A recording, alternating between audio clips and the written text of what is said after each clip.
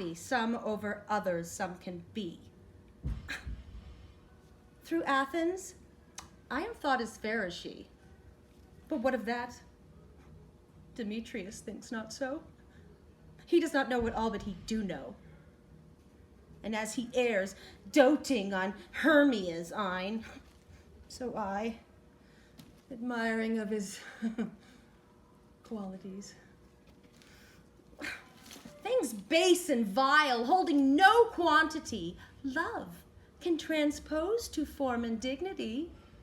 Love looks not with the eyes, but with the mind, and therefore is winged Cupid painted blind. Nor hath love mind of any judgment, taste, wings and no eyes, figure unheedy haste. And therefore is love said to be a child, because in choice he is so oft beguiled, as waggish boys in games themselves forswear. And so the boy love, it's perjured everywhere.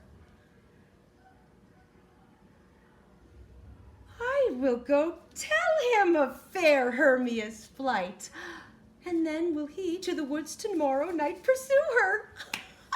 And for this intelligence, if I have thanks, it is a dear expense.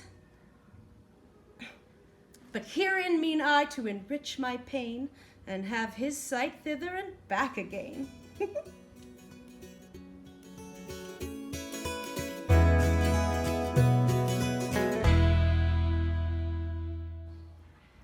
My mistress, with a monster, is in love! Near to her close and consecrated bower, while she was in her dull and sleeping hour, a crew of patches, rude mechanicals that work for bread upon Athenian stalls, were met together to rehearse a play, intended for great Theseus' nuptial day. The showlless thickskin of that barren sort, who Pyramus presented in his sport, forsook his scene and entered in a break.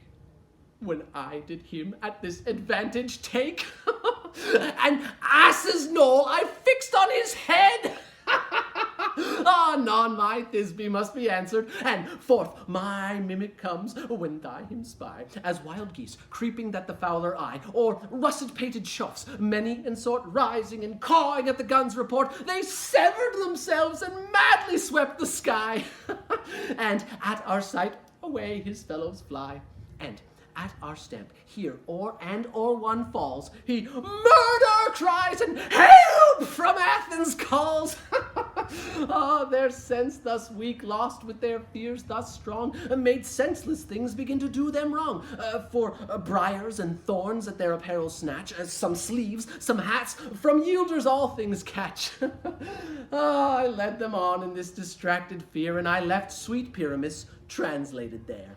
When in that moment, so it came to pass, Titania woke and straightway loved an ass!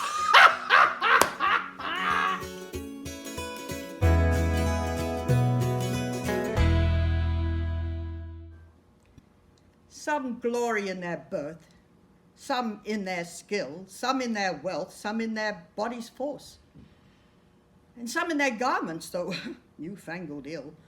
Some in their hawks and hounds, some in their horses. Oh, and every humour has its age and pleasure, wherein it finds a joy above the rest. But these particulars are not my measure. All these I better in one general best.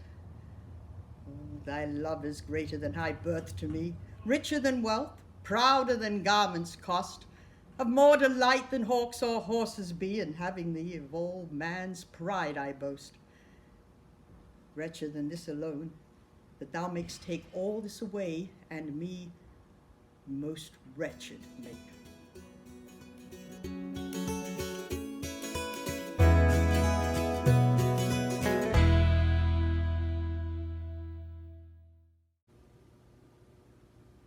Farewell.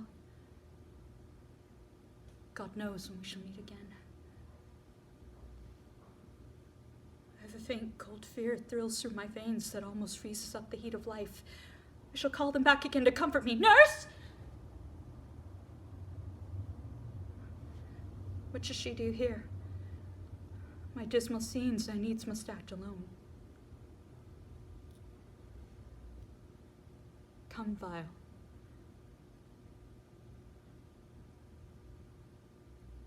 What if it be a poison which the friar subtly hath ministered to have me dead?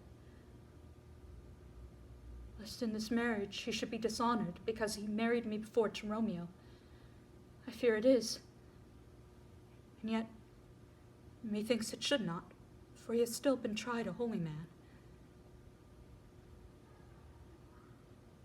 How if, when I am laid into the tomb, I wake before the time Romeo come to redeem me?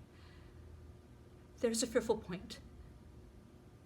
Shall I not then be stifled in the vault, into whose foul mouth no healthsome air breathes in, and there die strangled ere my Romeo come? Or if I live, is it not very like the terrible conceit of death and night, together with the horror of the place, as in a vault, an ancient receptacle, where, for these many hundreds of years, the bones of all my buried ancestors lie packed, where bloody Tybalt, yet but green in earth, lies festering in his shroud, where, as they say, at some hours of the night, spirits resort. Alack, alack, is it not like that I, what so early waking, with loathsome smells and shrieks like mandrakes torn out of the earth, that living mortals hearing them run mad? If I wake, will I not be distraught, environed with all these hideous fears, and madly play with my forefathers' joints, and pluck the mangled Tybalt from his shroud?